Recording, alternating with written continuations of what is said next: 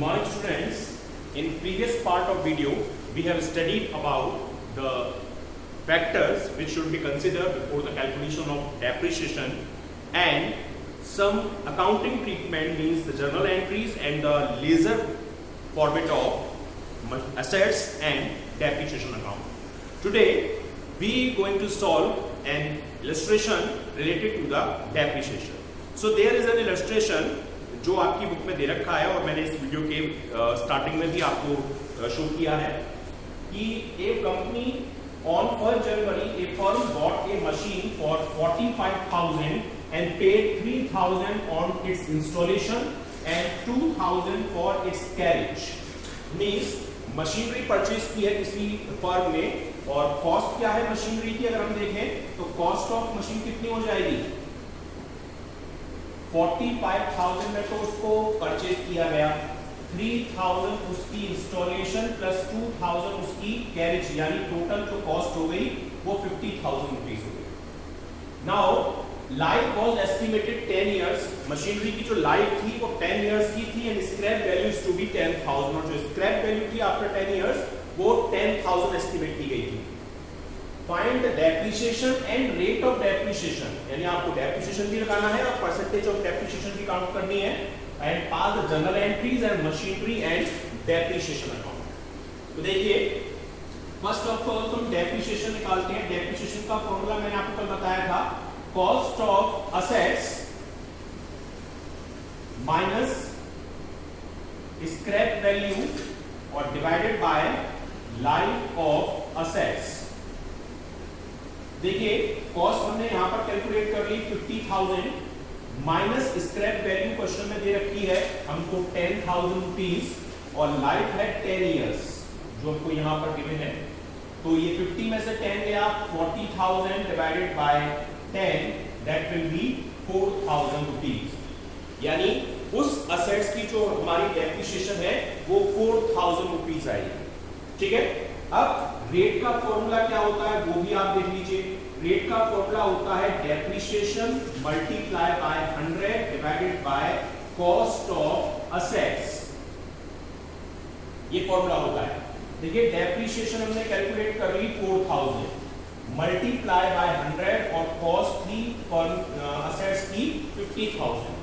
देखिए 30 से 30 कट हो गई, ये 0 से ये 0 कट हो गई, 5 8 40 मींस 8%, ये हमारा रेट ऑफ डेप्रिसिएशन हो गया। ठीक है, हमें जनरल एंट्री भी पास करनी है, मशीनरी और डेप्रिसिएशन अकाउंट भी बनाना है 3 इयर्स का। तो आप जनरल एंट्रीज देखिए, मैं यहाँ पे जनरल एंट्री कर रहा हूँ।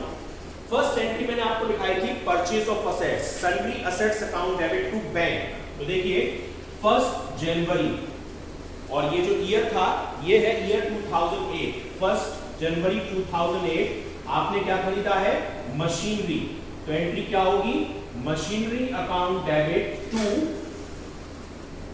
Bank account. कितने की परचेज की है, टोटल कॉस्ट है 50,000, तो आप यहां पर 50,000 शो कराएंगे। आप चाहें तो इसकी अलग सेपरेट एंट्री भी पास कर सकते हैं, पर वो एंट्री यही होगी machinery account debit to bank account. Now मैंने नेक्स्ट एंट्री आपको बताई थी कि आप क्या एंट्री पास करेंगे, आप एंट्री पास करेंगे charging of depreciation but end of the financial year. 1 जनवरी से स्टार्ट हुआ हमारा जो अकाउंट है और एंड होता है, यहाँ पे क्वेश्चन में एंड डेट आपको दे रखी है, वो दे रखी है 31 दिसंबर। ठीक है, ये यहाँ पे दे रखा है एंड ऑफ कैलेंडर ईयर, तो 31 दिसंबर 2008 आप डेप्रिसिएशन चार्ज करेंगे। चार्जिंग ऑफ डेप्रिसिएशन की मैंने एंट्री आपको क्या बताई थी, depreciation account debit to assets means depreciation account debit to assets, assets कौन सी है मशीनरी, तो टू मशीनरी अकाउंट। और कितनी डेप लगाई है आपने यहाँ पे कैलकुलेट की है 4,000 रुपीज, तो 4,000 रुपीज आप यहाँ पर शो कर देंगे। नेक्स्ट एंट्री क्या थी, transfer of depreciation to P&L account, तो यही सेम डेट को क्या एंट्री हो जाएगी P&L account debit to depreciation account, और जितनी आपने डेप्रिसिएशन लगाई थी 4,000 रुपीज ये आप ट्रांसफर कर देंगे। अब मैंने आपको क्या बताया था कि जब तक आपके पास असेट्स रहेगी आपको ये दो एंट्री रिपीट करनी है। 3 इयर्स तक आपके पास असेट्स है, क्वेश्चन कह रहा है, तो मींस 3 ईयर तक आपको ये दो एंट्री रिपीट करनी है। पहले ईयर की डेट लगी 31 दिसंबर 2008 को, next date just after 1 year लगेगी, यानी कब लगेगी 31 दिसंबर 2009 को। अगेन आप ये एंट्री रिपीट करेंगे, depreciation account debit to machinery account, और दोबारा से 4000 रुपीज की आप डेप्रिसिएशन चार्ज कर रहे हैं। क्लियर? अगेन आप इसे ट्रांसफर कर देंगे कहां पर, P&L अकाउंट में, तो एंट्री हो जाएगी P&L account debit to depreciation account और 4000 रुपीज आप ये ट्रांसफर कर देंगे। ये सेकेंड ईयर की एंट्री हो गई। नाउ थर्ड ईयर अगेन आपको ये एंट्री पास करनी है। सेकेंड ईयर आपने डेट लगाई 31 दिसंबर 2009 को, next date just after 1 year means 31 दिसंबर 2010, एंट्री सेम होगी, depreciation account debit to machinery account और 4000 रुपीज, और अगेन सेम डेट को आप इसे ट्रांसफर कर देंगे, उसकी एंट्री होगी P&L account debit to depreciation account और 4000 रुपीज से ये आप एंट्री पास कर देंगे। क्वेश्चन में कहीं भी सेल ऑफ असेट्स की इंफॉर्मेशन नहीं है, तो आपको सेल ऑफ असेट्स की कोई भी जर्नल एंट्री पास नहीं करनी है। तो देखिए मैंने आपको अब तक क्या बता दिया, अब तक मैंने आपको डेप्रिसिएशन कैलकुलेट करना, रेट ऑफ डेप्रिसिएशन निकालना, जर्नल एंट्रीज, ये मैंने आपको बता दिया।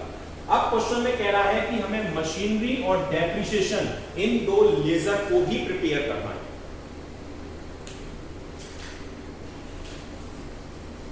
नाउ स्टूडेंट देखिए क्वेश्चन में कहा है कि हमें मशीनरी और डेप्रिसिएशन अकाउंट यानी लेजर भी प्रिपेयर करना है 3 इयर्स का। कल मैंने आपको फॉर्मेट बताया था मशीनरी अकाउंट का या असेट्स अकाउंट का। जब भी आप कोई असेट्स परचेज करते हैं तो उसे डेबिट साइड में लिखते हैं टू बैंक के नेम से। आपने कितने की असेट्स परचेज किया, 45 प्लस 3 48 प्लस 2 50,000, किस डेट को, 1 जनवरी 2008 को। तो आप यहां डेट डालेंगे 1 जनवरी 2008 और यहां लिख देंगे टू बैंक अकाउंट।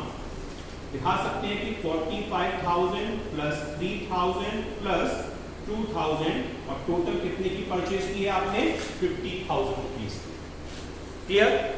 अब end of the financial year आप इस पर डेट लगाएंगे। डेट जस्ट मैंने आपको बताई थी 4,000 रुपीज पर ईयर डेट लगती है end of the financial year, यानी 31 दिसंबर 2008 को बाय डेप्रिसिएशन, और आपने जो कैलकुलेट की कितनी, 4,000 रुपीज। क्लियर? अब आप बैलेंस निकालेंगे इसका 50,000 को पैरेलल यहां लिखेंगे और 50,000 की मशीनरी पे 4,000 की डेट लग गई, तो अब मशीन की कॉस्ट कितनी रह गई है, 46,000 रुपीज, और ये सेम डेट को बाय बैलेंस सीडी के नेम से शो। अब यही बैलेंस नेक्स्ट मंथ कैरी होगा, ये 31 दिसंबर 2008 को था, तो अब यहां पर डेट आएगी 1 जनवरी 2009 और यहां पर क्या आएगा, टू बैलेंस बीडी और 46,000।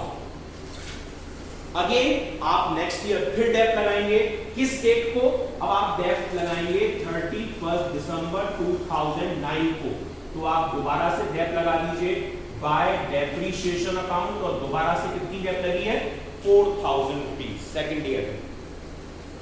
अगेन अब आप देखिए बैलेंस दोबारा निकालेंगे, 46,000 टोटल है, 46,000 की मशीनरी पर सेकेंड ईयर दोबारा आपने 4,000 की डेट लगा दी। अब मशीनरी की कॉस्ट कितनी रह गई, अब मशीनरी की कॉस्ट रह गई 42,000 रुपीज। सेम डेट को दोबारा लिख देंगे आप बाय बैलेंस सीडी। ये कब आया है, 31 दिसंबर 2009 को, तो यहाँ पे दोबारा ट्रांसफर करेंगे 1 जनवरी 2010 को टू बैलेंस बीडी और 42,000। अगेन आप डेट लगाएंगे थर्ड ईयर, अब डेट कब लगेगी, 31 दिसंबर 2010 को, तो दोबारा से आप यहां लिखेंगे बाय डेप्रिसिएशन और अगेन कितनी 4000 आप डेप लगा देंगे। ये थोड़ा मैं बड़ा कर देता हूं इसका फॉर्मेट।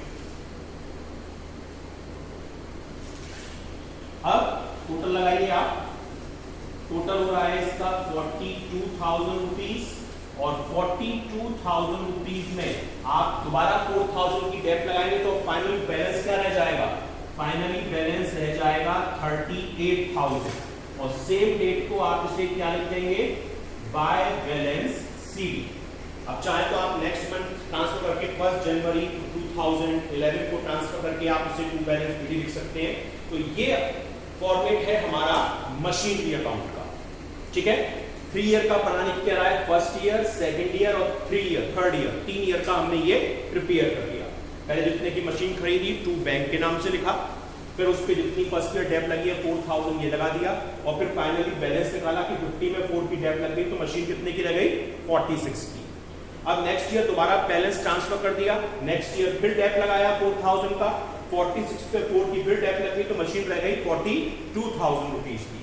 फिर इस बैलेंस को हमने यहाँ पे कैरी फॉरवर्ड किया और फिर 4,000 रुपए की थर्ड ईयर के एंड में डेप लगाई तो 42 में से अगर 4,000 की डेप फिर लग गई तो बैलेंस कितना रह गया, 38,000 रुपीज। यानी end of the third year machinery की वैल्यू कितनी रह गई है, 38,000 रह गई है।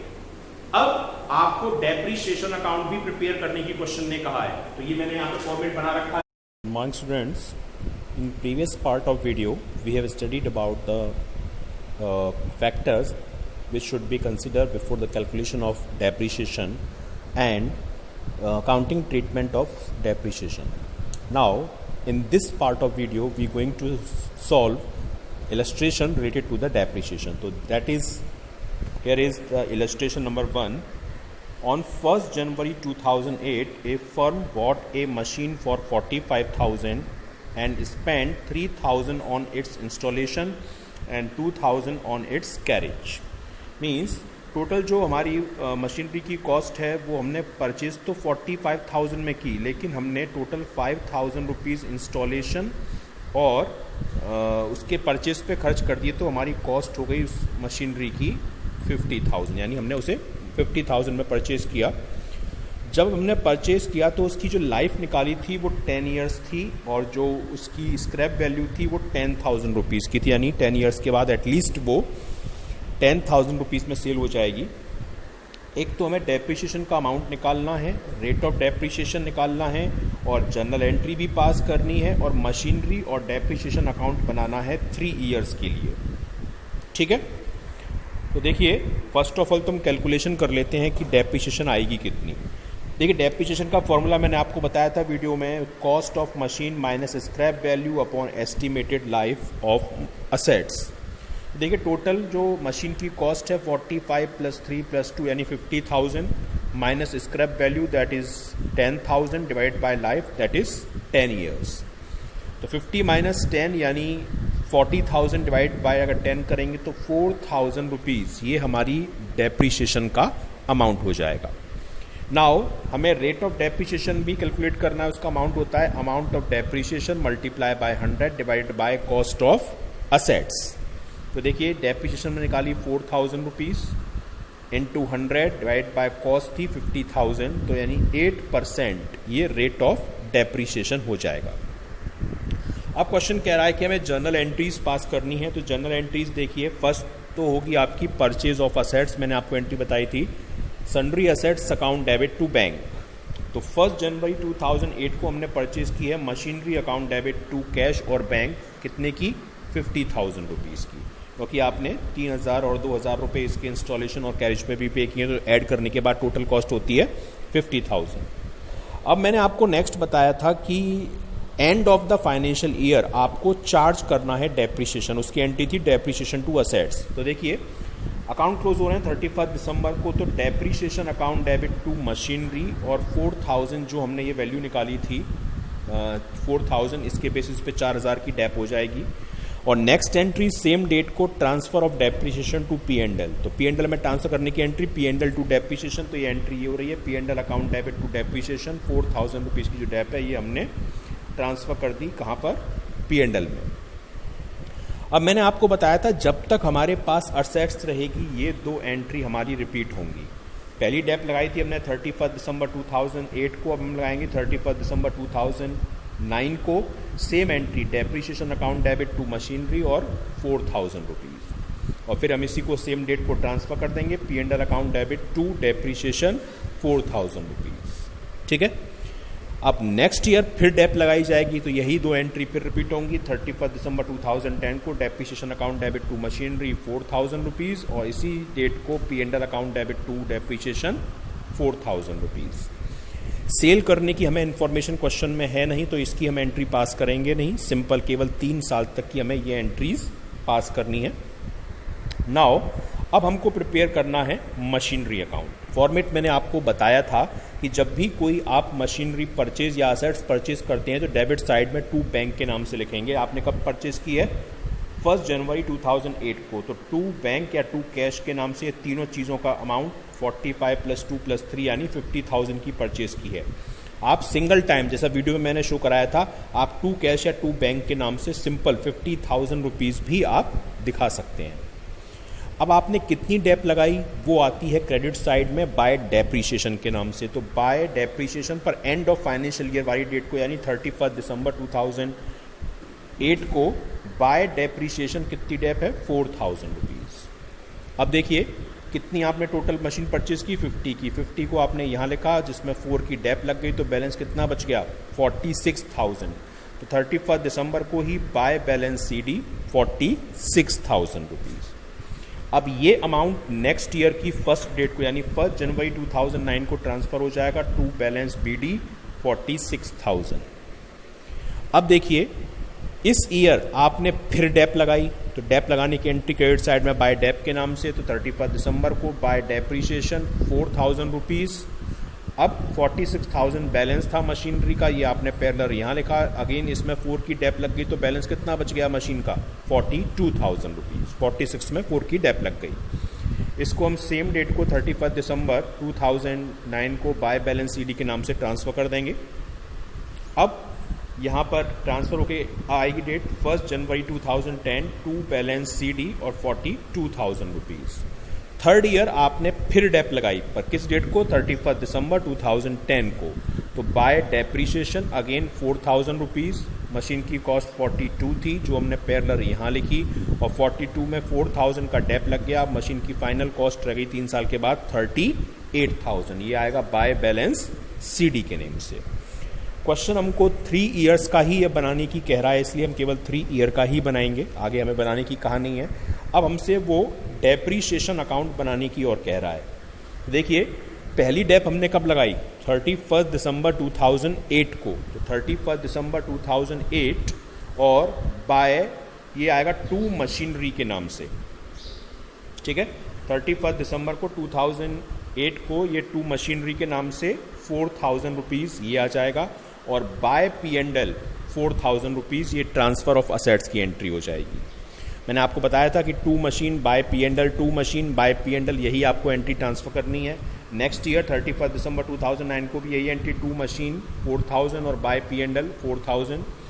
31 दिसंबर 2010 को भी यही entry, to machinery 4000 bye P&L 4000। यहाँ बैलेंस नहीं निकलेगा क्योंकि जितनी आपने डेप लगाई है उतना ही आप P&L में ट्रांसफ़र कर दे रहे हैं। तो यानी यहाँ पर आपको सिंपल केवल टू असेट्स और बाय P&L के नाम से एंट्रीज पास करनी है। Thank you students.